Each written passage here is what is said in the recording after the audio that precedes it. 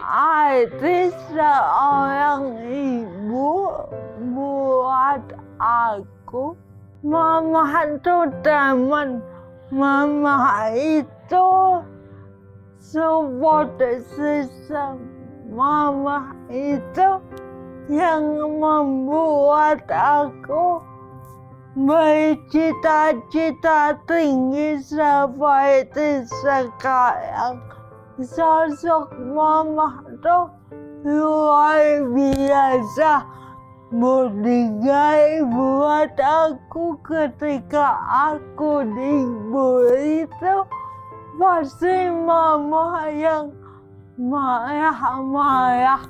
Aku sih cuek aja, pokoknya mama is the best.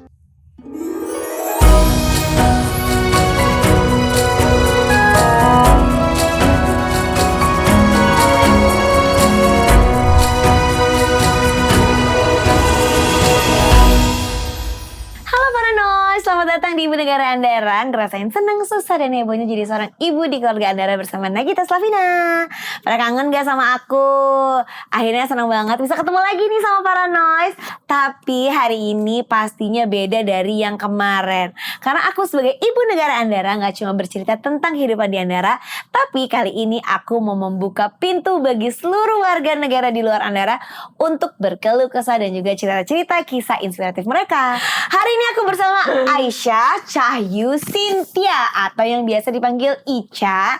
Nah, Ica ini adalah seorang perempuan yang karena kondisinya ini beberapa kali mendapatkan perlakuan tidak menyenangkan. Tapi Masya Allahnya hal ini tidak membuat Ica patah semangat. Malah tambah Masya Allah, tambah sukses, tambah seger, tambah fit, tambah semangat. Dan karena keterbatasannya pastinya juga motivasinya juga setinggi langit untuk terus mengedukasi masyarakat terkait cerebral palsy. Tapi sebenarnya cerebral palsy itu apa sih, Ca? Cerebral palsy adalah gangguan motorik yang disebabkan oleh kerusakan otak sehingga motorika saya dan halusnya terganggu.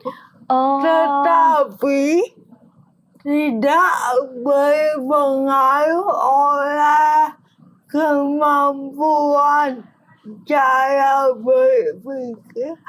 Itu sama aja, Kak. Oh, jadi tuh, nah sekali lagi, jadi kalau cerebral palsy itu biasanya memang kelihatannya aja, tapi sebenarnya cara berpikirnya tuh seperti manusia biasa, kemampuan berpikir, segala macamnya tuh sama gitu ya, sama aja. Cuman memang punya keterbatasan terhadap motorik kasar dan halus. Jadi memang mungkin biasanya kayak perangainya tuh khas ya, perangainya khas, cara ngomongnya khas, cara jalannya tuh khas. Gitu ya. Nah, kalau kamu tuh kondisi kayak gini, apakah memang, ini maaf ya kalau aku tanya-tanya, aku tuh penasaran loh. Ini tuh dari lahir kah ataukah dari lahir? Terus waktu lahir ini kata orang tua kamu tuh gimana gitu? Apakah memang nggak tahu kan kalau sekarang kan banyak teknologi kan yang bisa mungkin udah tahu duluan atau baru lahir udah tahu atau gimana? Aku adalah anak pertama. Anak pertama. Yang ditunggu-tunggu oleh kedua orang tuaku. Ketika mamaku proses melahirkan, itu seperti ibu-ibu pada umumnya. Sama ya. Sama. Aku ketika lahir itu normal. Hanya saja ketika mamaku mau keluarin aku gak kuat ngedenya. Oh, jadi dimulai dari situ. Sehingga nyangkut lah ibaratnya gitu ya. Nyangkut. Sehingga Aku ketika keluar itu gak nangis, kata dokter kekurangan oksigen, kulitnya kuning, dan saat itu karena 98 aku tahun 98. tapi dokter gak diagnosa. Jadi memang waktu lahir itu nggak langsung dia diagnosa, dan dia didiagnosanya itu waktu umur berapa gitu ketahuannya gitu? Umur 1 tahun. Oh, waktu 1 tahun. Ketika anak lain udah bisa jalan, udah bisa duduk merangkak, aku belum di situ. Mama sama ayahku yang bawa aku ke tumbuh kembang. Oh, ke tumbuh kembang. Di situ baru dikasih tahu. Diagnosa cerebral palsy. Jadi biasanya kalau cerebral palsy itu memang karena memang misalnya kayak kondisi tadi itu yang waktu ngedennya gitu, ataukah memang itu biasanya bawaan dari di perut gitu, atau bisa karena kejadian-kejadian gitu, karena trauma atau apa gitu? Cerebral palsy bisa terjadi karena beberapa hal.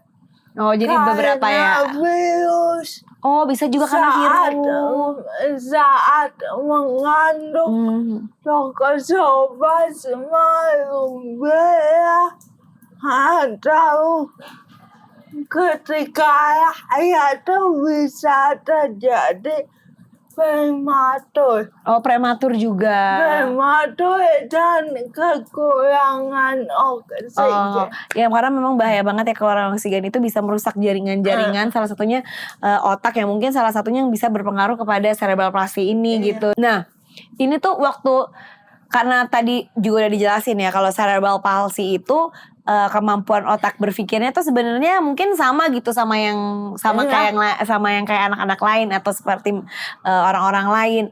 Nah, kamu sendiri waktu umur berapa gitu kayak merasakan sesuatu yang aneh nggak sih gitu, kayak gue tuh kok beda ya sama anak-anak yang lain gitu, berpikirnya kan berarti kan bisa berpikir gitu kan, kenapa ya kok berbeda sama anak-anak yang lain, itu di umur berapa dan akhirnya kamu cari tahukah atau nanyakah ke dokter atau gimana? Kebetulan dari kecil percaya diriku tinggi. Aku Alhamdulillah ya, Masya Allah ya. Bisa baca lebih cepat daripada anak-anak yang lainnya. Aku gak merasa aku berbeda. Kondisi di otakku oke, setiap manusia punya kegiatannya masing-masing. Kenapa aku bisa tahu aku cerebral palsy? Sebenarnya mama sama ayahku udah tahu, malah terapiin aku segala macam. Jadi dari kecil diterapi. Tapi di umur 13 tahun aku banyak bulian, Kak. Banyak bulian. Aku ngerasa wah ini aku kok berbeda. Aku kenapa? Akhirnya aku searching di Google, gangguan motorik itu apa? Oh, cerebral palsy. Akhirnya kamu bisa, apakah di saat kamu tahu kondisi kamu jadi lebih tahu harus gimana dengan diri sendiri kah? Atau gimana waktu itu? Posisi waktu aku tahu diriku cerebral Masih itu aku mikir, oh gue harus apa ya? Oh aku belum bisa makan sendiri. Toilet training. Aku stretching tuh. Berarti untuk aku kan putus sekolah di kelas 1 SMP semester 1. Jadi di tengah kegiatan aku yang kosong, di sisi lain dari kena tahu bahwa saya berbakti.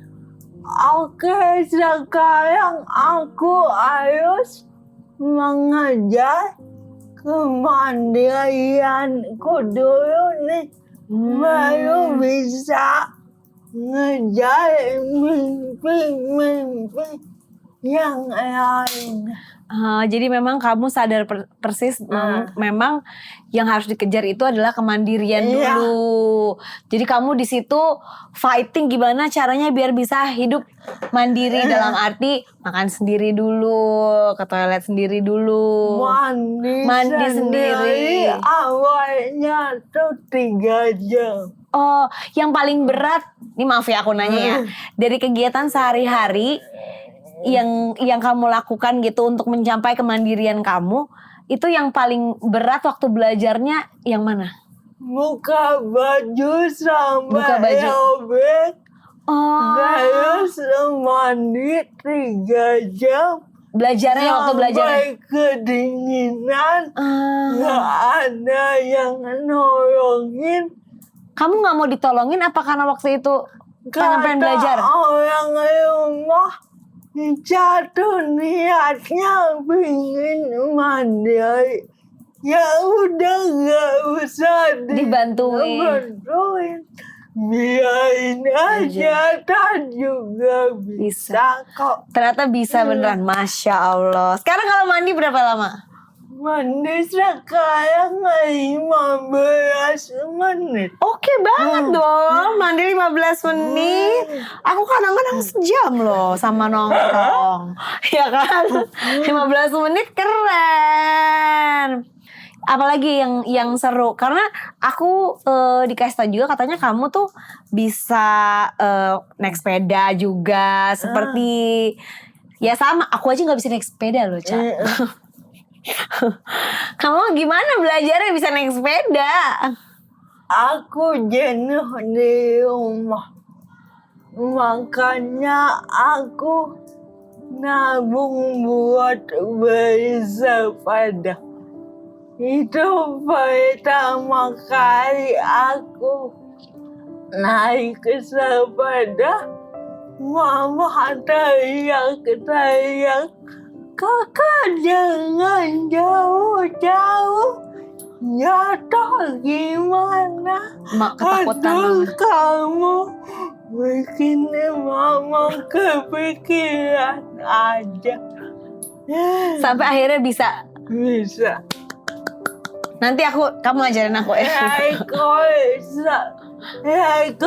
Kilometer aku udah 35 kilo. Wah, 35 kilo.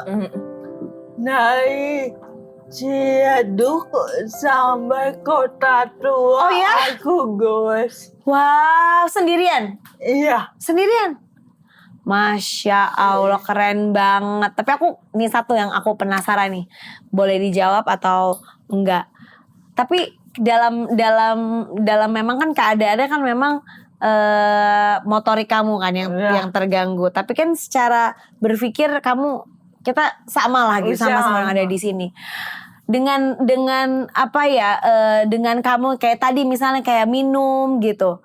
Itu kamu lebih nyaman gimana sih? Kadang-kadang kan pasti ada keinginan, aduh gue bisa sendiri nih gitu, ngerjainnya sebenarnya gue bisa sendiri. Tapi orang lain tuh kayaknya pasti, secara kita kan juga manusiawi kan, melihat orang yang kesusahan kan pengen bantu juga kan gitu.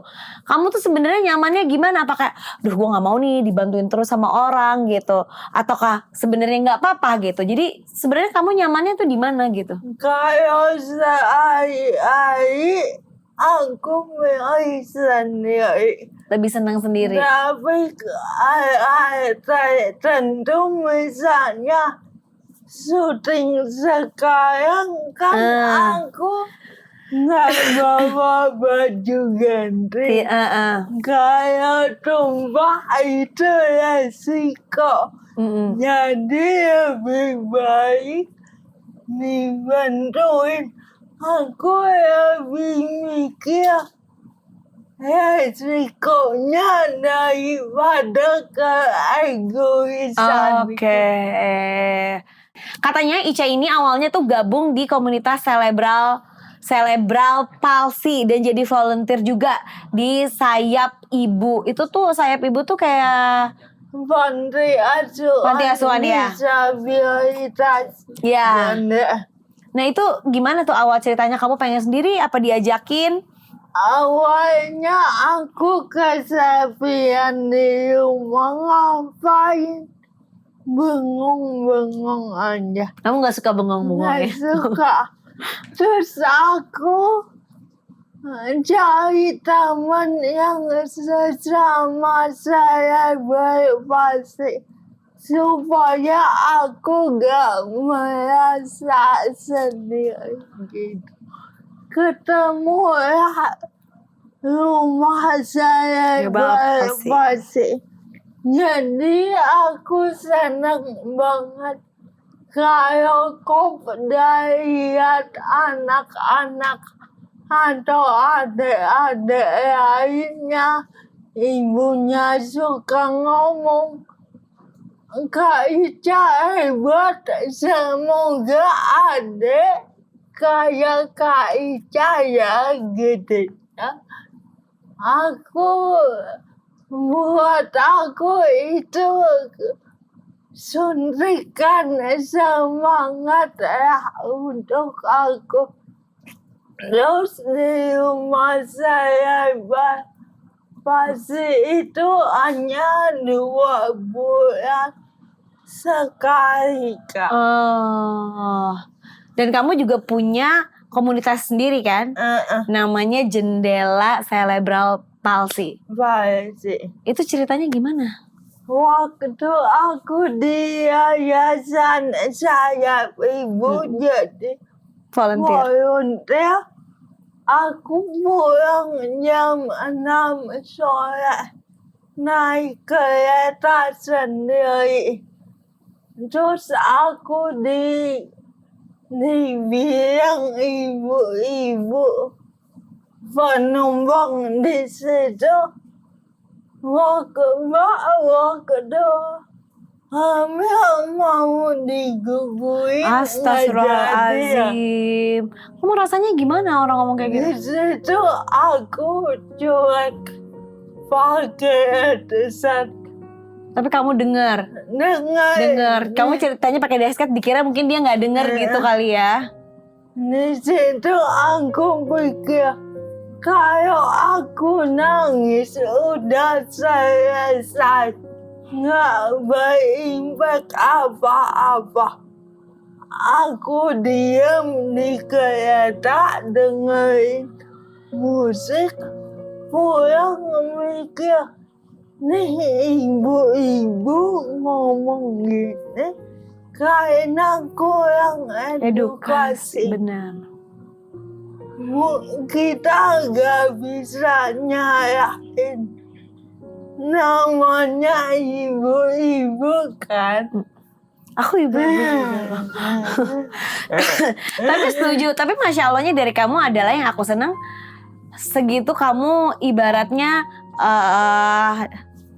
disakiti perasaannya, diomongin kayak gitu, tapi kamu melihatnya itu bukan sebagai sesuatu yang menyakitkan buat kamu, tapi justru sebaliknya kamu kasihan sama ibunya karena ibunya kurang edukasi. Ya pastinya banyak juga orang-orang yang nggak tahu juga gitu apa sih cerebral palsy itu kayak gimana sih gitu. Ya Masya Allah banget gitu, kamu akhirnya karena itu membuat si jendela cerebral palsy. Awalnya aku operasi gak ada label. Jadi setahun sekali di bulan Oktober aku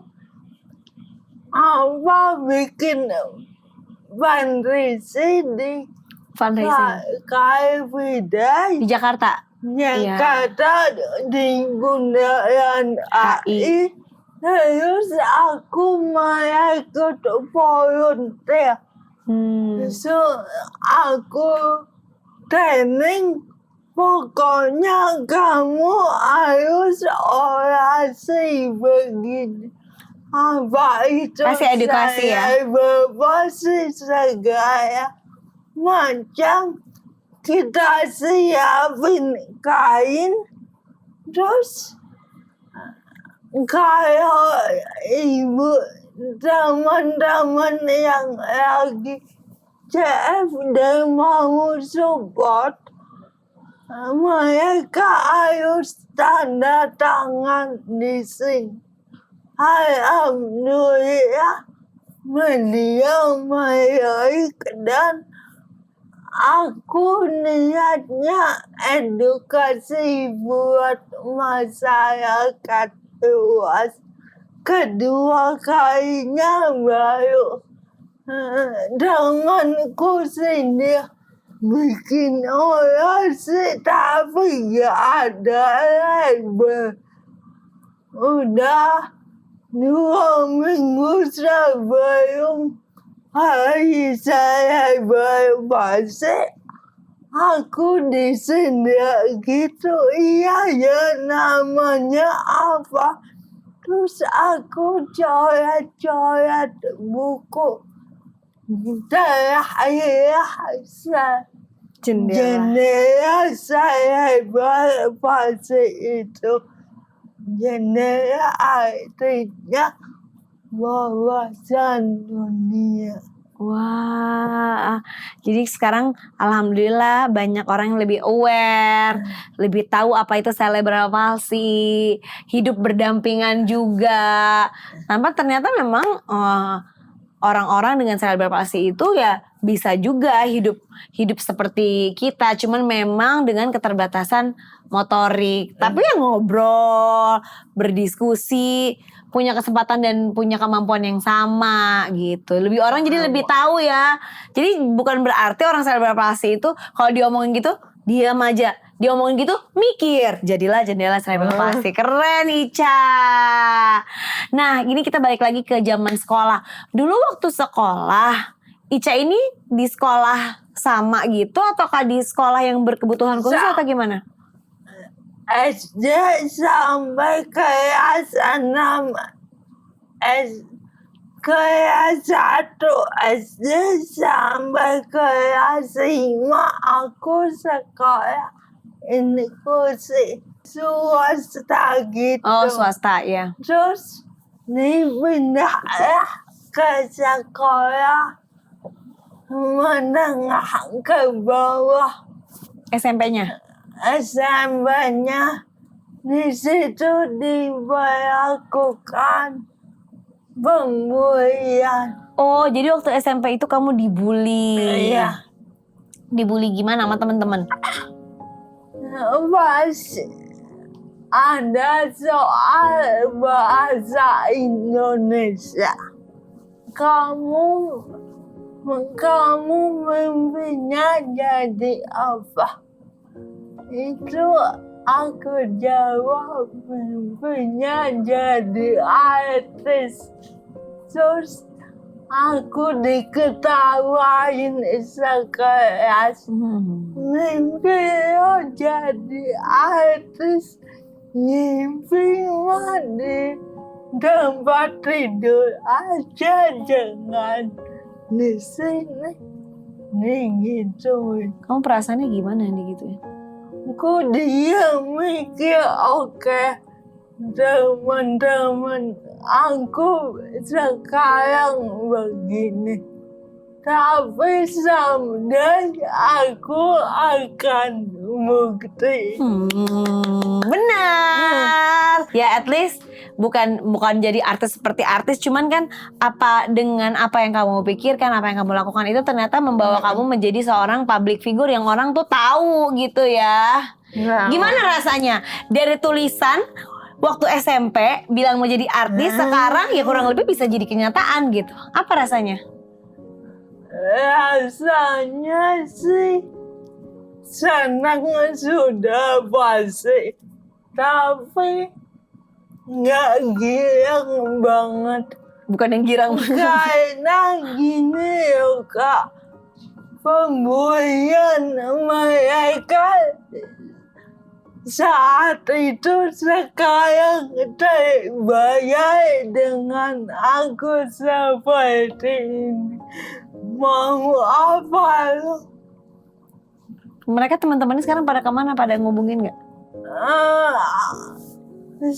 Karena usianya 25 di daerah udah pada rumah tangga semua. Udah pada sendiri-sendiri ya, mungkin nggak lihat atau apa gitu ya, udah dengan kegiatannya sendiri-sendiri.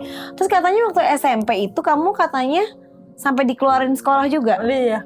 Kenapa? Karena aku tulisannya jelek.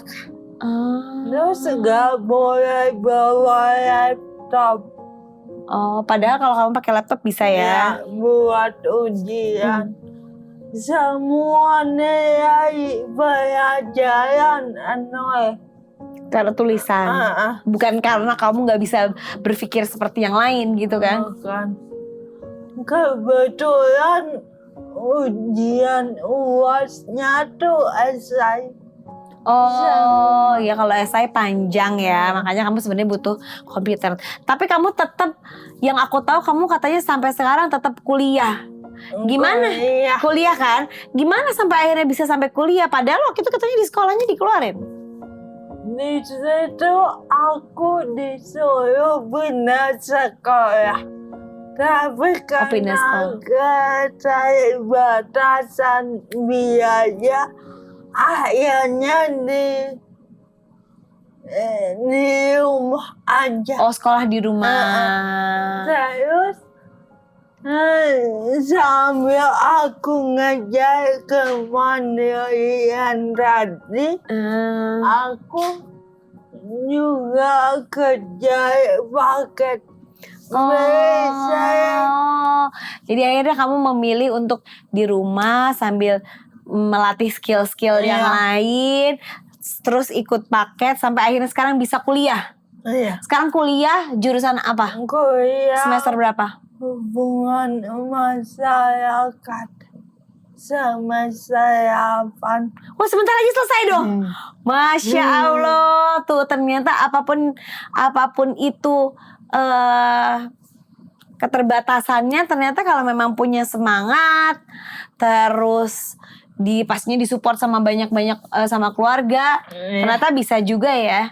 Supporter terbesar kamu siapa sih? Supporter terbesar aku buku diary aku sama musik.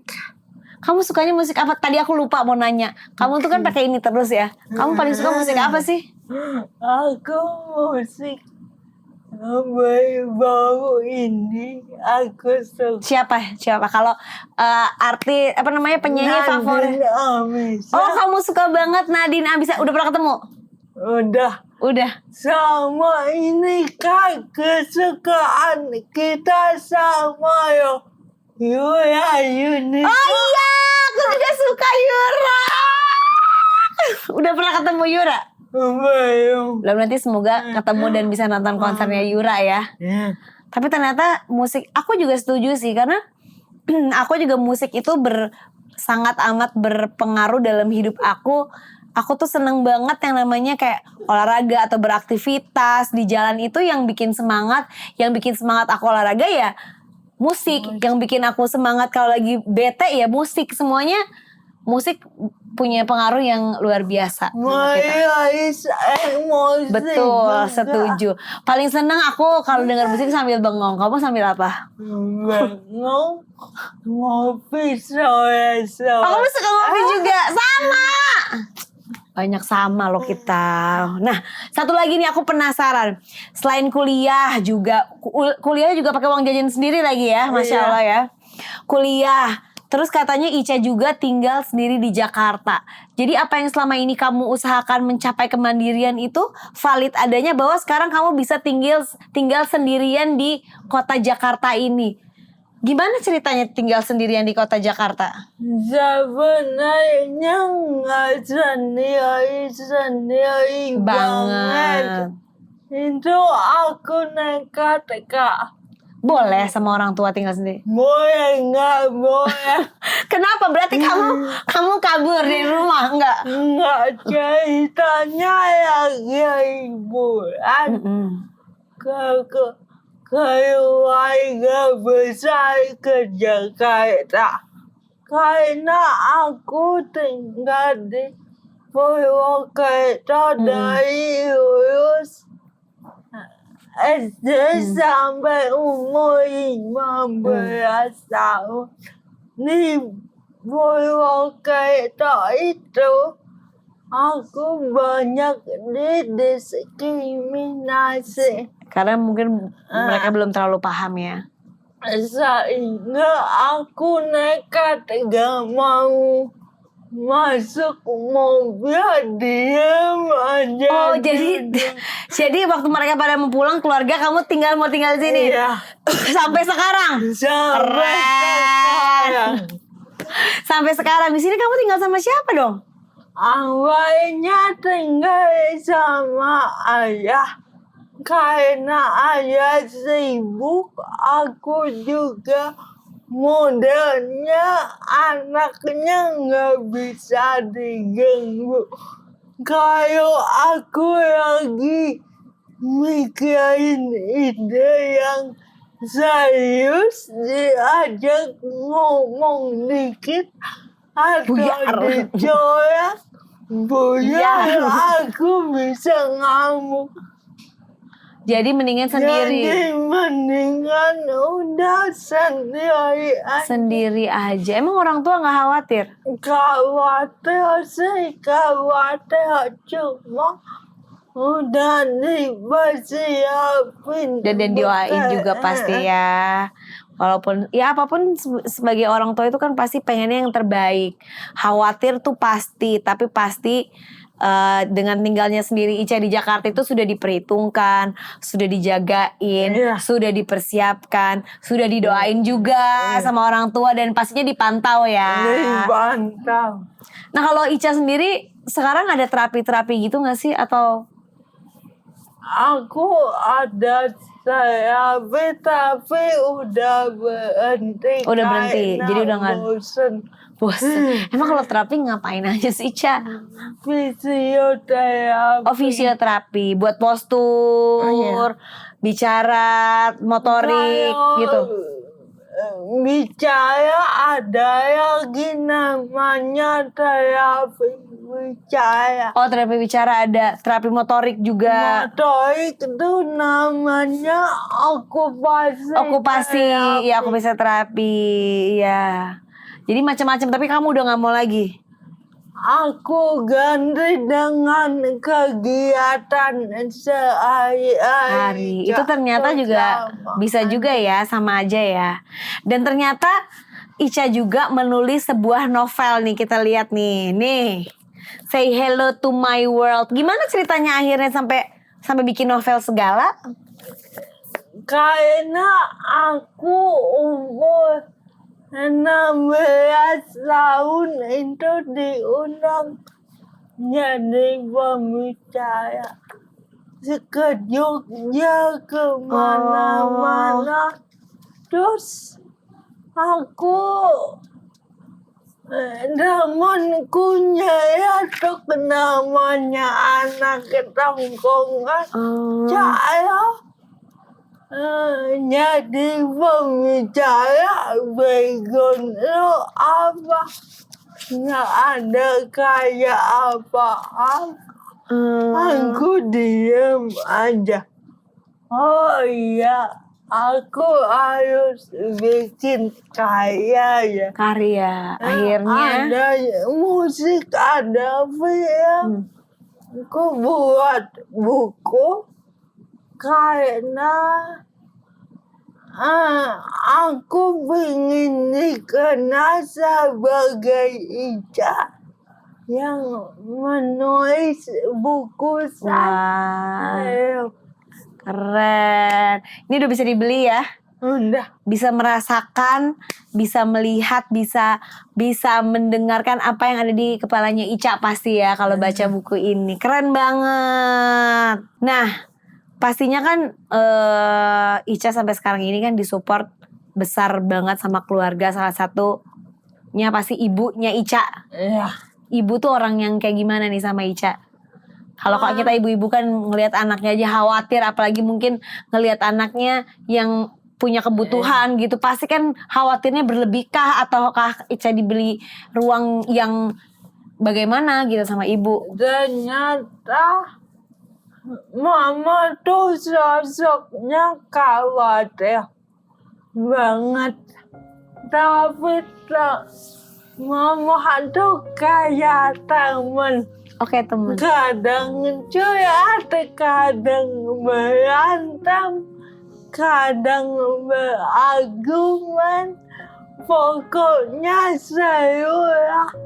Intinya kalau aku bisa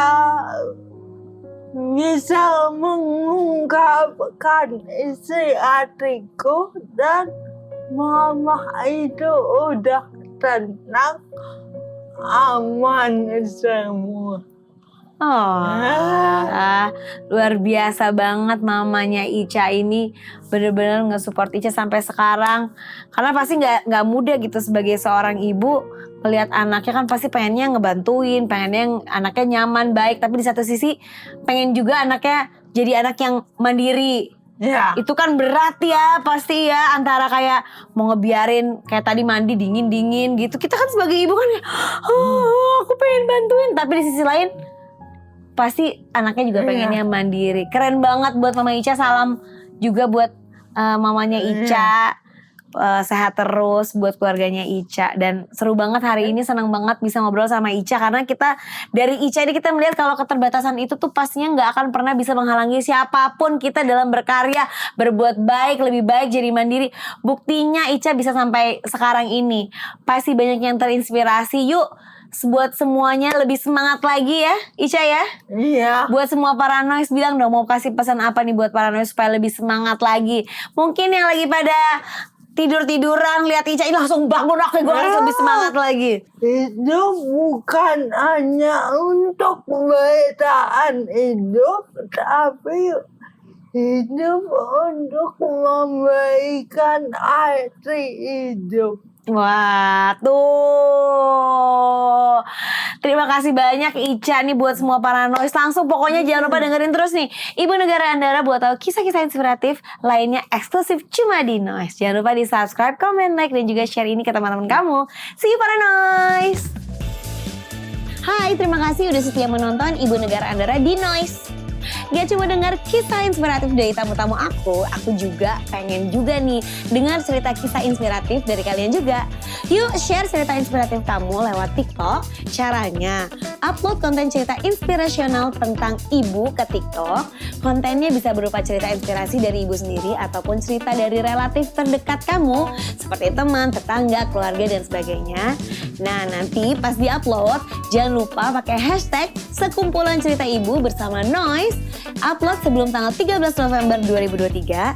Nanti konten yang paling menginspirasi akan diundang ke Andara untuk podcast bersama aku dan juga mendapatkan hadiah senilai 3 juta rupiah dari Noise dan juga Rans.